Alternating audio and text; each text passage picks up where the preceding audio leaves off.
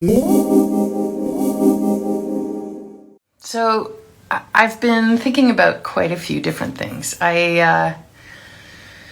These lives are always me trying to figure something out, make sense of something.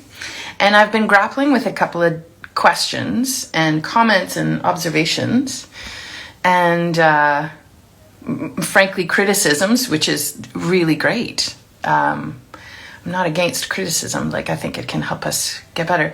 But so if you're not into people just talking to hear themselves talk, that is not what I'm doing. It's I'm talking to hear myself think and figure something out for myself. And so thanks for being a listening ear, and welcome any comments, of course, as always. So on the topic of abundance, I've really been thinking about this for years, actually. And to give you a little bit of context, in the start of the pandemic, everything shut down and it was fear and everybody was afraid. And I started a group called Eating with the Seasons, where we met once a week for 6 weeks, and we did it for 4 seasons. So 6 weeks each season. And we dove into what it means to eat according to the seasons, because it felt like we were in a rudderless time, like we had run out of a rudder and we needed some direction. And it helped me figure some pieces out for myself, and was seeing in conversations with clients and with friends and colleagues. Oh, the rain is coming, yay. And at the time, part of what we were doing was to go for a walk in nature. That was the invitation at the end of each of our 6 sessions. And with really simple instructions. The first week, go for a walk. Second week, go for a walk in the same place, only walk once a week in this place. And notice what it is you're noticing. Notice what you're noticing, right? Week 3, go back to the same place. Notice what has changed. Week 4, go back to the same place. Notice what feels different. Week 5, I don't know, it was all along these things. And week 6, you were invited to go on the same place you walked only once a week and walk with a question in mind and wait to hear what it is that you hear the land whisper back to you. And contemplate on that and think about that. And that was my favorite piece of the whole 6 weeks. We did a lot of practical stuff in there too, where it was like, how do you eat for the season? What's the main organ of the season? What is something that the energetics of the season are asking of us, and how differently can we move through it, and how can we use that as direction moving forward? And it was really great. Got some great feedback. Had great participants who were just so generous with their observations and time and questions. And it was kind of a magical time.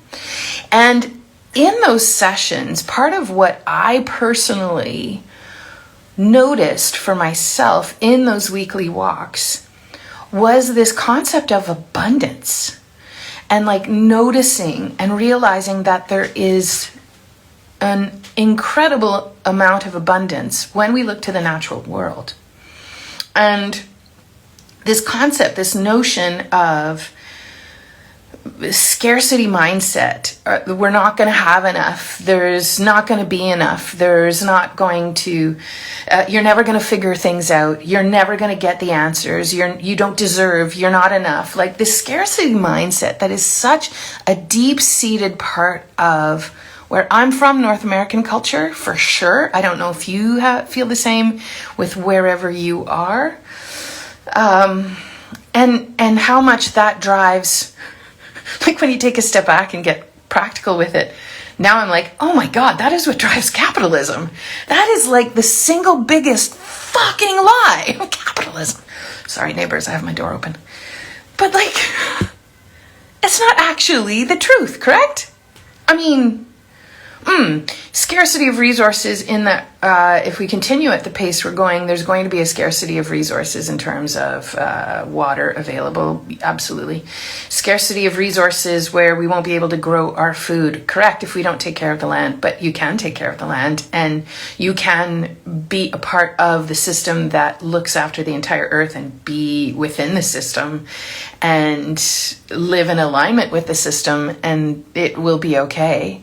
What is this scarcity mindset that kind of influences and drives so many decisions and so much of our deep story, deeply imprinted message, and it's like a foundation. It's a foundation of how we move through the world. So many of us, and I am still one that goes through where I'm like, oh my God, scarcity mindset is why I feel I can't afford organic food all the time. Well, scarcity mindset is true when you're living paycheck to paycheck, as I am, because my work is changing. It's shifting, and it's not what it used to be in terms of income. It is what it is, and I'm very fortunate that we live in an amazing time. And I'm not going to latch on to the fear mindset. So in all of this, I've had some shifts in my work, which is really interesting to witness and to ponder and to sit with and just be witness to, without jumping to conclusions and judgments and trying from that fear mindset, from that base of like, oh my God, react in, right? And I've been hesitant to talk about it with friends. I certainly don't talk about it with clients because I don't want them to feel like I'm floundering or that I'm questioning, because I am, and I think we all are. But I'm not afraid to bring it to the surface now, because the fear of talking about it was a little bit of that scarcity mindset of like, no, I can't talk about the scarcity mindset or what I was witnessing before, because am I reinforcing that? But I'm actually hoping to bring it to light. And when there's so many aspects to this for me in the work that I'm doing these days. So first off, in terms of how it applies to clients, like I've had quite a few people reach out recently, which is astounding to me, based on a podcast that I did a year ago with a really lovely soul who's in California, Josh Dodds. He's a honey.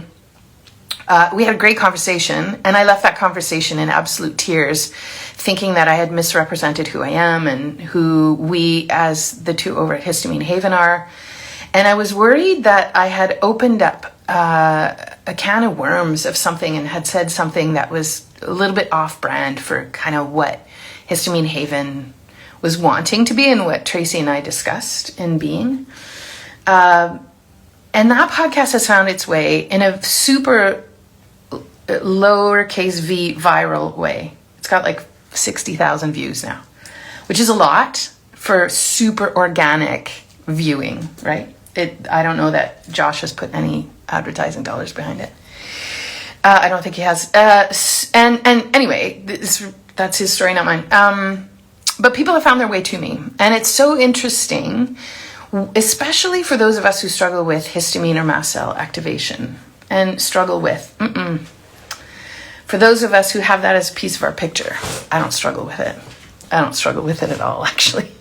That's actually part of the whole story. But that's for another day. That's another lie for another day. But the people that have been coming to find me, I do these discovery calls. I have that link everywhere so that it's easy to find. And it's $30 for 30 minutes with me. And the scarcity mindset that is underlying everybody who's got a histamine and mast cell issue is like, I'm like, wah, wah, wah. Like, it just feels like it's a big flashing red light that is a common piece to all of us that are moving through the reactivity in our body. And I often wonder how much this pervasive foundational way of looking at things through scarcity lens is contributing to this. Right? Like, you react to this much stimulus when you have some type of mast cell involvement. And for good reason. From a biochemical standpoint, if you react with this much stimulus, you'll get out of harm's way before it gets to really big amounts that can then really wreak havoc and bring on damage on a cellular level. So I think it's a brilliant design at histamine, and those of us who have some histamine components or mast cell involvement at any level, I think it's just a sign of us evolving, which is brilliant. But in all of this, I'm having these conversations with people, and the conversations have changed since May. I had a little chat with a friend this morning, and she was asking questions about it, which is what has led me to talk. So thanks, Corey. You're the best. The conversations I've had up until May, when I would have these discovery calls, May this year, when I would have these discovery calls, they'd be brilliant conversations. It would be so interesting to hear people's stories, and it would just be these lovely exchanges. And most often, not all the time, but most often, people would then sign up to have one-on-one sessions with me. And I have been gloriously on the receiving end of people's trust and transparency in sharing stories and in sort of joining forces to help support them along the way. It's not a role I take lightly, to be clear, and I think anybody who's worked with me will know that deeply, because I'm keenly aware of really making sure that people, like just showing up myself. Like my friend Michelle Crawford says, I will go to the middle of the meadow and I'll meet you there. I won't go to your end of the meadow and drag you to the middle of the meadow, but I will come to the middle of the meadow and I will meet you there. And that is what I do with clients. Now in May, something changed, and it's an energetic shift. It's a different way of humaning, and this evolution, this quick evolution that we seem to be sort of moving through, in the different way of the world being in the energetics of this time. Something changed in May. I think ChatGPT has something to do with this, actually, where people would have half-hour discussions with me, book in for a half-hour talk, and it would go to an hour and a half, and I would never charge them extra.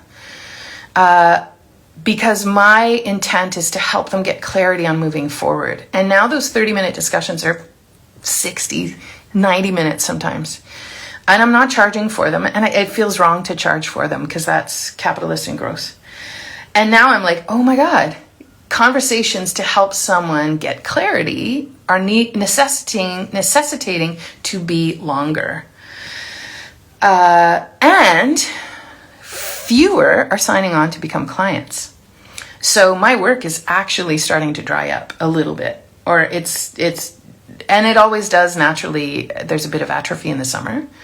Thank God. I think people should take the summer off. Like, I think we should take a season off, and we should actually just enjoy being humans. We are human beings, not human doings, you know? But, and it's okay. I'm not doing this as a plea for like, please sign up to work with me.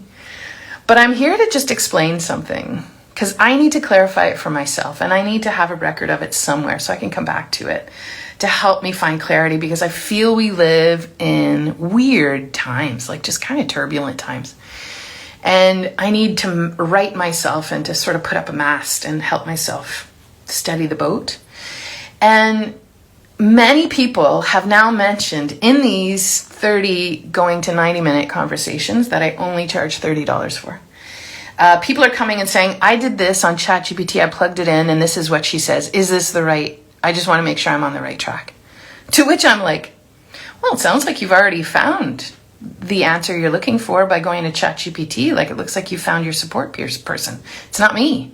Like, what do you think a 30-minute, which I've now added an extra hour of my time to this without charging you, what makes you think I'm with all of my years of living with this, figuring it out, writing a book, building video content classes, what makes you think that I'm going to sit there and go, yeah, ChatGPT has it right. I would change this and change this for $30. First of all, ouch, friend. On my end, doesn't feel good. Doesn't feel good to be on the receiving end of that. And it feels like a slap in the face, to be honest, to be completely truthful. And at the same time, because I think we live in a time where there's a lot of binary, and we have to live with both and. There's a breaking of the binary, is what I mean. There is a flow between things. There's a bigger flow. I think we used to live within a very narrow flow before, and now I think part of the energetics that are shifting is that the parameters of things are getting wider, and it's allowing for better flow this way and a better. But it makes it difficult, because now you have to live, and it's always kind of been there, and a lot of us have lived there for a long time already within wider boundaries. But there's a smashing of binaries, and there's a both and that occurs. So what I mean here is that, okay, I feel like, what do you mean you think you can get me for half an hour? I'll give you an extra hour of my time without charging you. That you think I'm going to be here to reflect back to you. Yeah, sounds great. Sounds like you're doing what you should be doing, but I would switch this and this and this. First of all, bleh. feel gross, and at the same time, I 1,000,000% understand why you're doing it this way. Because it's available, because I have made myself available for these conversations. And the way the world works is that people are forever going to be searching for solutions. We are solution-driven animals looking for ways to reduce what is driving our discomforts. Amazing. I applaud people who take steps and are actively going forward to figure things out, and at the same time, feel completely smacked upside the head when someone says, I'm doing this with ChatGPT because it's free. Can you confirm that I'm doing it right? Both are existing at the same time. And sorry if you are one of the 5 people who've come to me lately and said, this is what ChatGPT tells me to do. I think I'm starving, but is this correct? Okay, cool. Only love to you. Why? What the answer is now for me. So coming back to this idea of abundance. So I've sort of set the stage for everything. I've got one more stage to set. I come from 2 very amazing humans, my mom and my dad. And those who know them will agree with me. And I often talk about my mom in terms of a lot of the food pieces, but today I actually want to talk about my dad.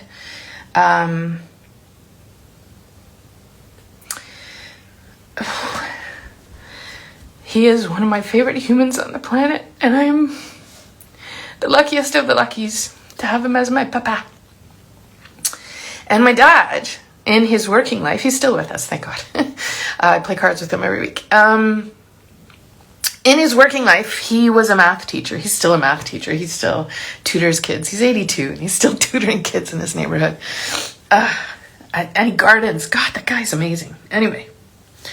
And until recently, he was volunteering with like Canadian Cancer Society, Meals on Wheels, and at the old folks retirement home to go hang out with people and chat.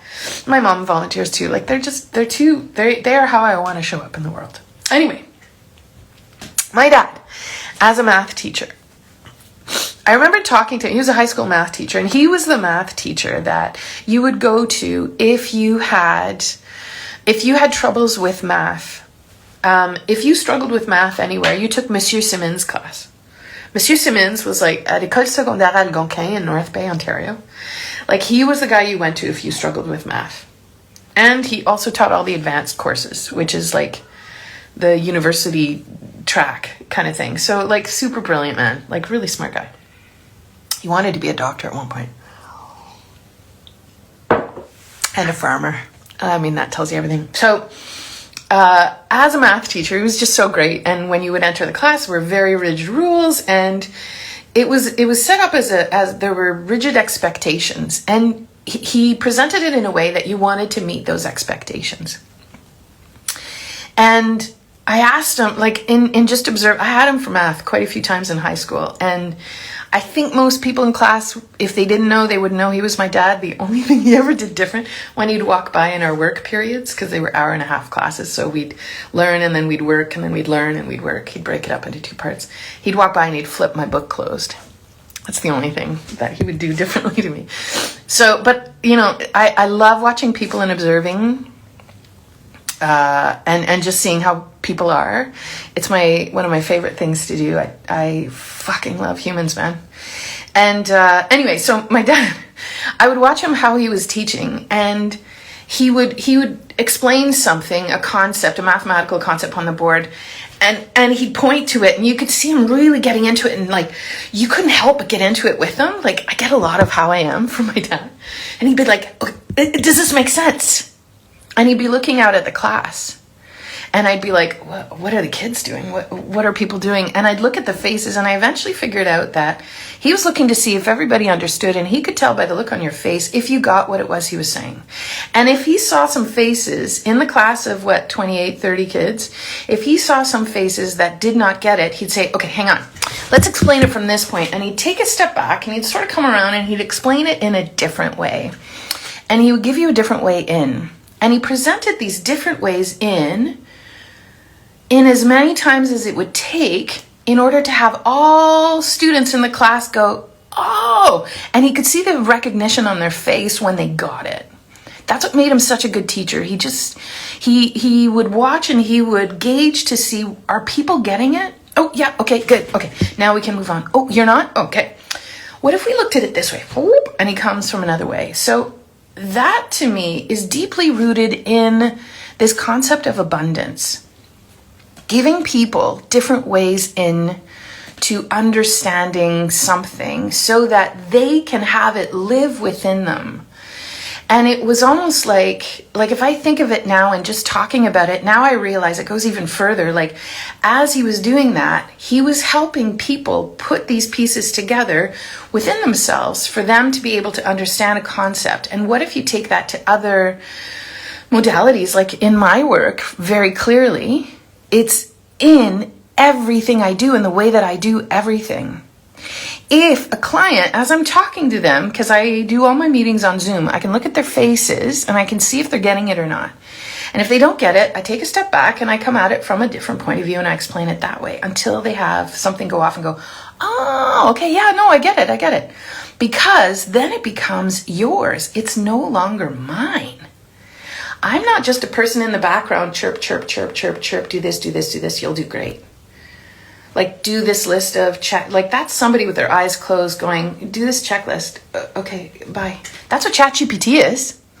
I mean, ChatGPT, you could say, I don't understand. ChatGPT will say, here's another way to explain it. I don't understand. Oh, okay, here's another way to explain it. Yeah, I use ChatGPT, full disclosure, like all the time.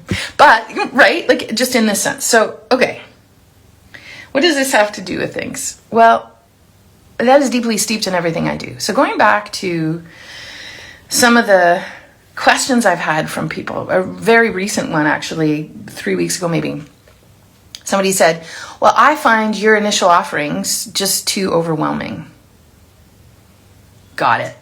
To which my knee-jerk reaction is, okay, then I need to change what it is I'm doing, come out of it and come at it from a different point of view and access it in a different way so that she feels it's something she can access. And then I was like, oh, just a second.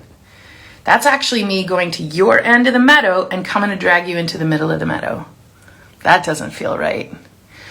And I 100% hear exactly what she's saying and I understand it from her point of view, and I cannot build what it is she needs. She was saying 6 appointments in the initial package is too much for me. It's too much commitment. It's too much investment cost-wise. Okay, got it. 100% got it. First of all, I could come at it from a defensive point of view and say, if you look out there and you see other people doing the same work I am, you would see them charging 3 times what I charge. I very purposefully make it a low price point compared to what other colleagues are doing. And in doing so, it's to alleviate the financial pressures because I live in that world where it sort of feels like we go paycheck to paycheck. And that goes against everything I'm saying with the concept of abundance. But I offer abundance in other ways.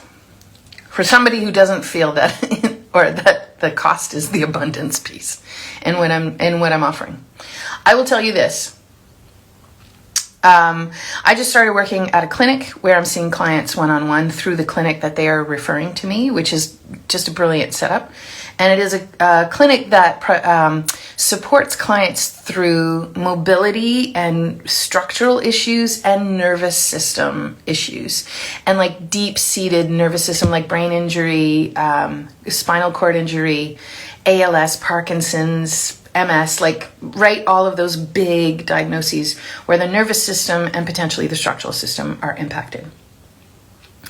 There is such a big role for deep nutrition and nourishment for all of the humans, especially in that scenario. So it's like this very brilliant alignment with what it is I do. However, under the guise of a clinic, my system that I've developed over the last 10 years, my way of supporting clients had to change.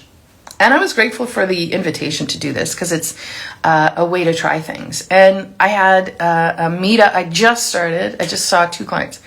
And the first initial consult with a client is such a different feel because we're going to go appointment to appointment now. And the way that I work in my solo venture at Good Food and You is you start with 6 appointments. And I've really been toying with this, like, well, does 6 appointments, maybe that structure doesn't work, Luca, for others. And then I think, well, just a second. There's only so much bending I can do and so much altering of what it is I do to support you in what it is you are looking for. But in doing that, it is imperative that I also build what it is that supports me to do the work I am here to do in supporting others who have chronic health issues, because that's the principal reason I'm here in my work life, right? And I decided a year ago that I would stop just building programs according to what it is people wanted, and I would only offer one thing. And the reason for it, and that's actually when the abundance of clients actually started to slow down, interestingly enough, Luca. But I have to clarify how I do work. I cannot tell you how exhaustive and draining it is to change up how I do things from one person to the next and try to read what it is they need and build the program they need based on what it is they need without thinking of what it is that I need to show up, because it's a joint venture. Like, working with me is a joint venture. I'm not just a cheerleader on the side with a list of things we go through. When I meet, so I'm just building content for clients right now, and I have 2 clients. One is a brand new client. One is we're starting a new package. She's already done a first round of initials, and now we're just doing accountability calls, which are smaller packages.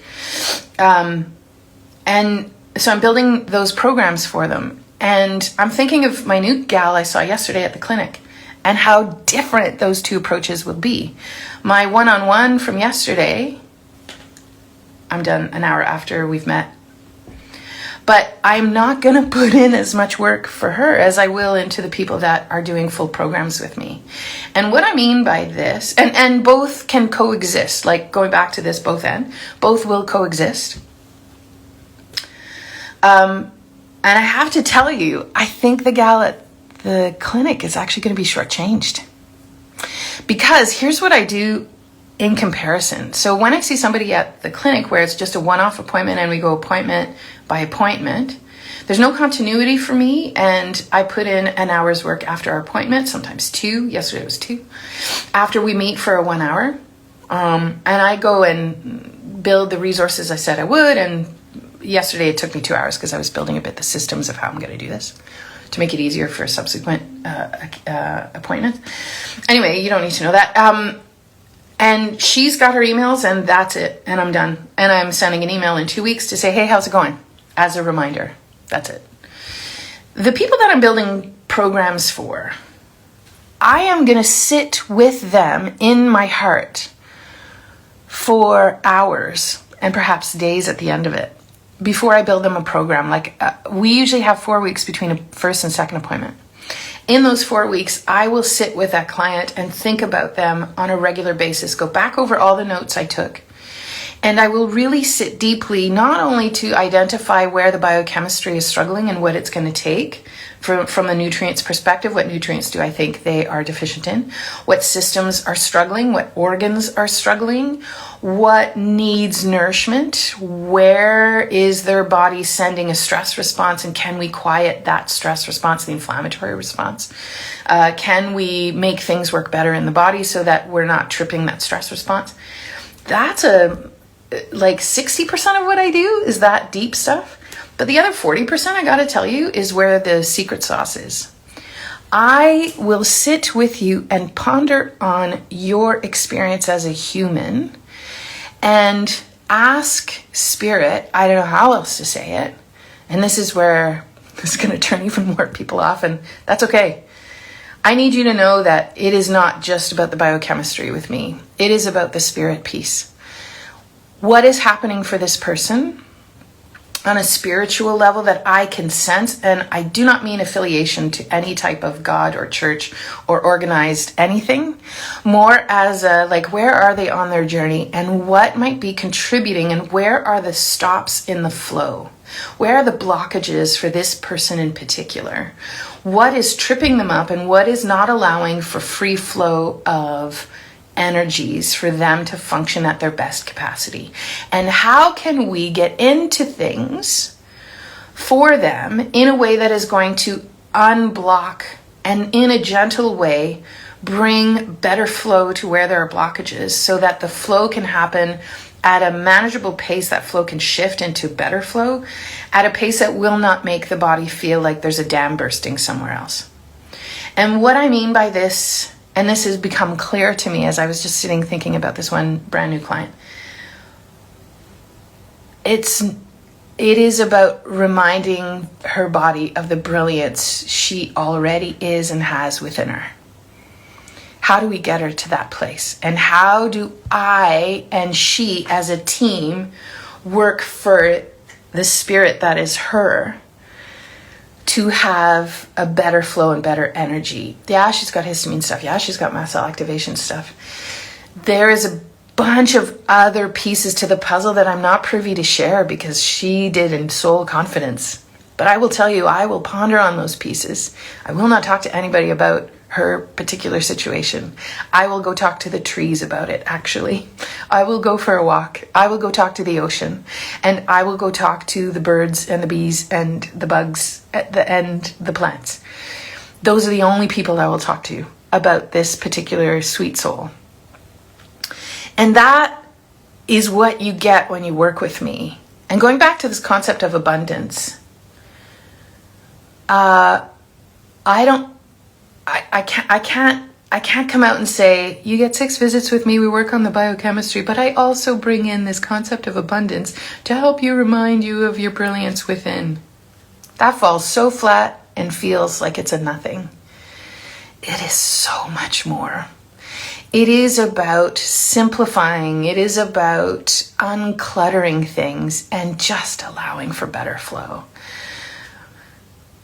It's not for the faint of heart.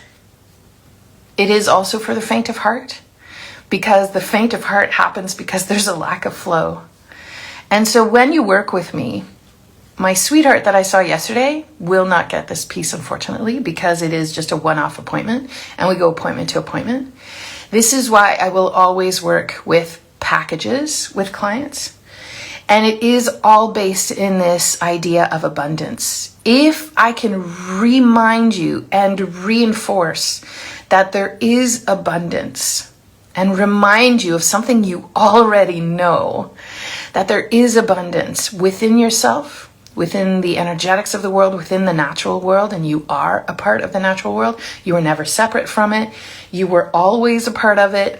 We just need to turn that back on because your awareness of it has been dimmed by somebody else's programming. We're just going to undo a lot of that programming. And the way that I deliver the work that I do and the methods I use and the amount of time, and I'm not saying it to be a martyr. I bloody love what I do.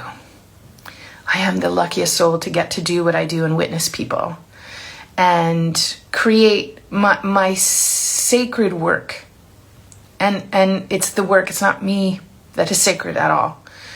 My very humble work is in helping create that safe space so that we can invite more flow. And it's through the eyes of abundance. So I will tell you, when you first sign up to work with me, I'm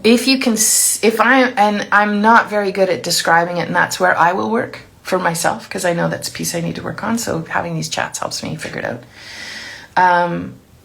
But know that, like, I need help. I need help in figuring out how to say what it is I do. From former and current clients. If you don't put them in the comments below, that's gross. Send me a direct message if you want. The invitation's there. You don't need to either if you don't want to. You can also send me complaints through messages. You can put them complaints below. That'll be great. It'll get me in the algorithm. Thank you. Oh, that's so gross. God, I hate social media. Anyway, when you work with me, there is this concept of abundance, and the first appointment we have is always overwhelming because that is where it is delivered principally, is in that first appointment. Not only in the 2 hours we have together, and sometimes that goes to 2.5 hours in our initial, if the person has time, and if I don't have anybody after them, which is a part of the concept of abundance. But at the end of those first appointments, you get a series of ideas. And the series of ideas may be more than you would get with any other practitioner, which is totally my own decision. But I will tell you, it will feel like too much. And I encourage people in these conversations I have with clients, I say, you're going to get too much from me. I want you to know it is part of how I operate, because I want you to know that there's going to be an abundance when working with me, an abundance of ideas, an abundance of ways forward, an abundance of ways in. Like my dad coming in and explaining it in a different way. Even my handouts have the science for the person who needs the science, links out for people who want a deeper dive into it, and the practical things at the end of my handouts for the people who are like, don't crowd me with the science, I don't care. I just want the what to do piece. Okay, pick what you want. I have an abundance woven into everything I do. And it does not deplete me. I need you to know this. I am magically not depleted, because I think part of what is being asked of us right now is to witness and realize and be a part of the abundance, and realize we always were. Because that is nature. Nature is abundance. Nature is enough. Nature is more than enough.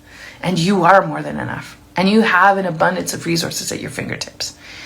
And I encourage clients, when we first start, you're going to get 4 emails from me after our first appointment. Each one serves a different purpose. Follow each of them one at a time. It's going to feel like you have a stack of papers on your desk. I want you to leave it on the desk. You don't have to do them all. In fact, please don't do them all today. Take one piece off the top list. I gave you 1-page cheat sheet.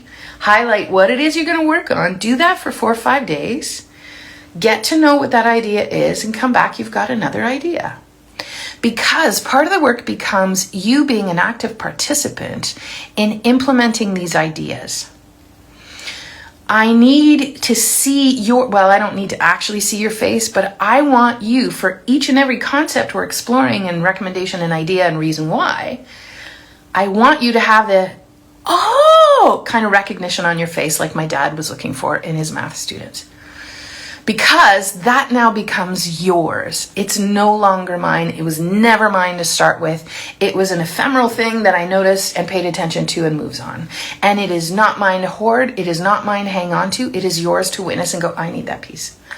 And you take it and you put it into place for yourself. And some of those recommendations will work for a short time. Some will work for a long time. Some will be a lifetime way of moving through how you do life. And all of them are exactly as they need to be, because you are now a willing and very active participant in it, not just a receiver of information. And not just a composter of information, but a composter in building the new.